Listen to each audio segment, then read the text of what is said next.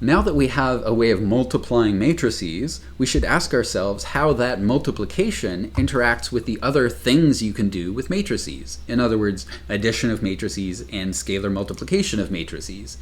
So for example, we could ask about, if you have a matrix multiplication and a scalar multiplication, do those associate and also commute? I guess. So what I'm asking is, if we have a real number r, a scalar, and then two matrices, A and B, of sizes that make what I'm about to write down make sense, we could ask, is A times RB, is that equal to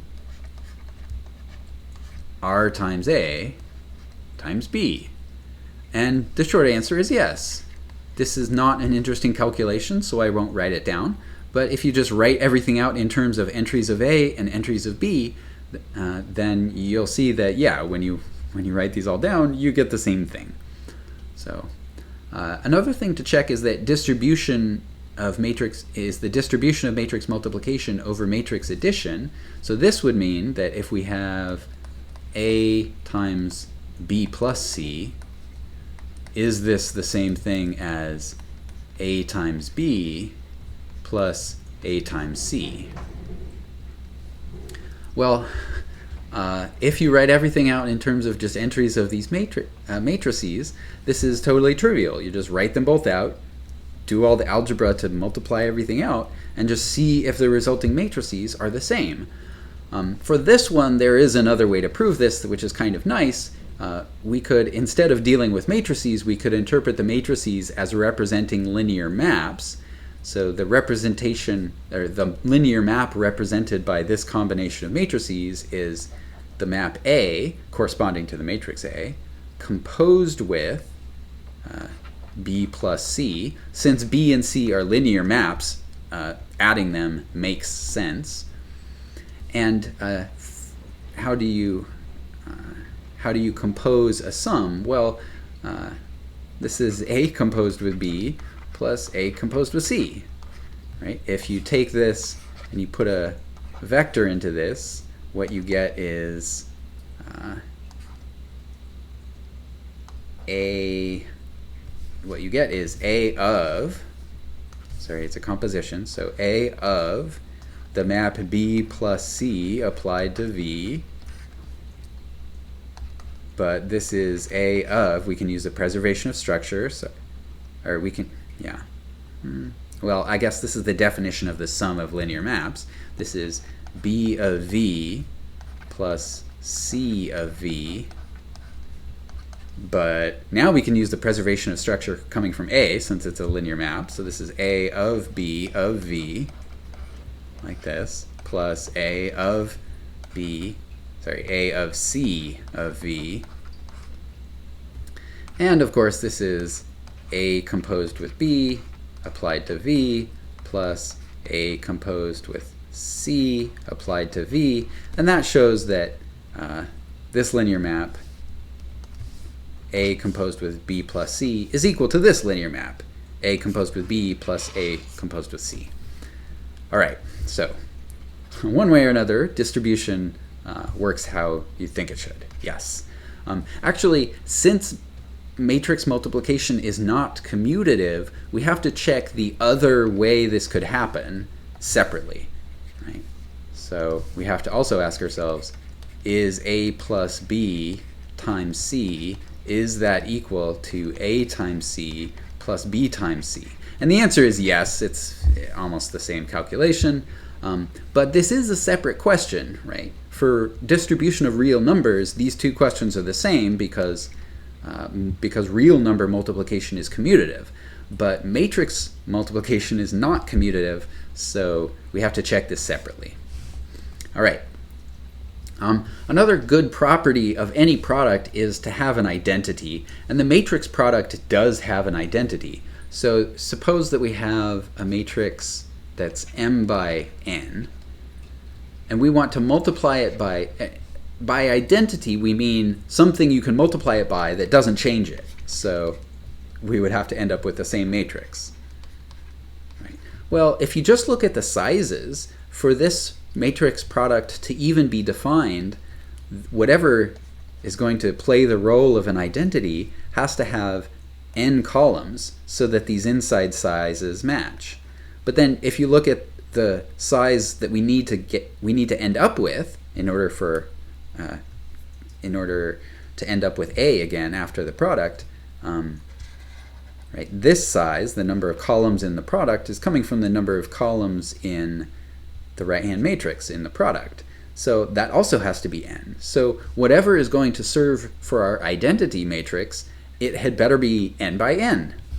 But that means that there's going to be one of these matrices for every single size. So all of our identities will be square, but there's actually one for every size. So what matrix is it? Well, I'll just write it down. We can check afterwards that it works. It's the matrix with 1 down the diagonals and zeros everywhere else.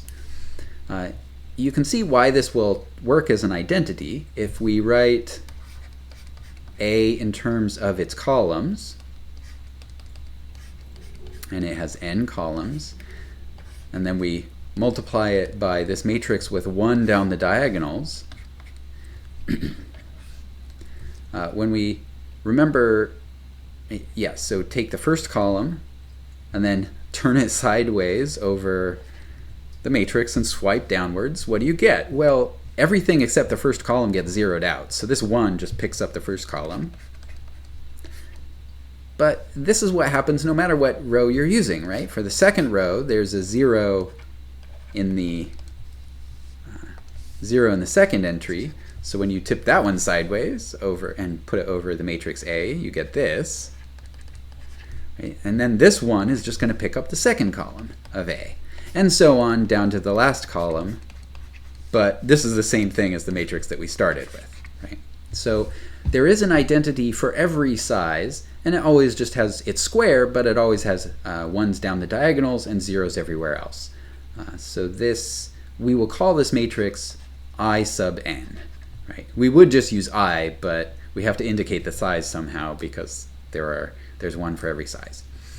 All right, and then finally, commutativity of the matrix product. So we've already observed that the thing to be careful here is that it is not commutative, so be extremely careful, right? You can't accidentally turn around the order of a product when you're working with matrices.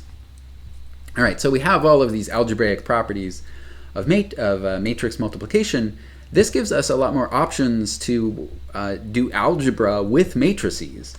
For example, supposing that all of these operations are defined, let's simplify this expression, and this is an expression of matrices.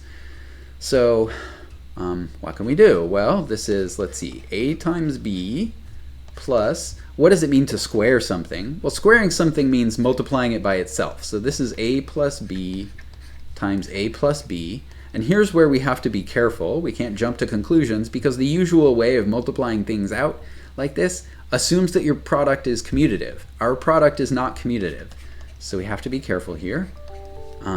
So first let's distribute this way. So we get A times the thing we're distributing, A plus B, plus B times the thing we're distributing, A plus B. So this is A plus B plus, and now we can distribute this way, right? And here too.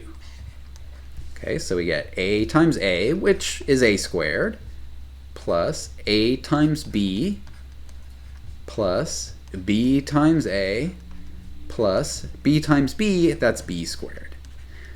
And now we can combine like terms, but we have to be careful about what counts as like terms. These two are exactly the same.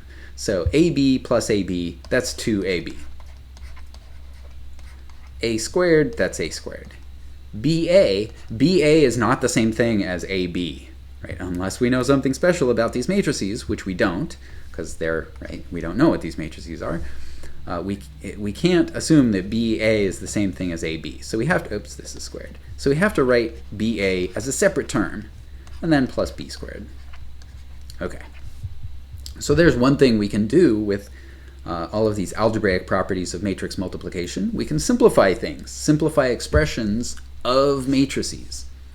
Another thing we can do is we can actually do algebra. So we can solve this equation for the matrix, unknown matrix A here. Now I've chosen an example that actually doesn't involve matrix multiplication. There's a reason I've done that we'll get to in a later section.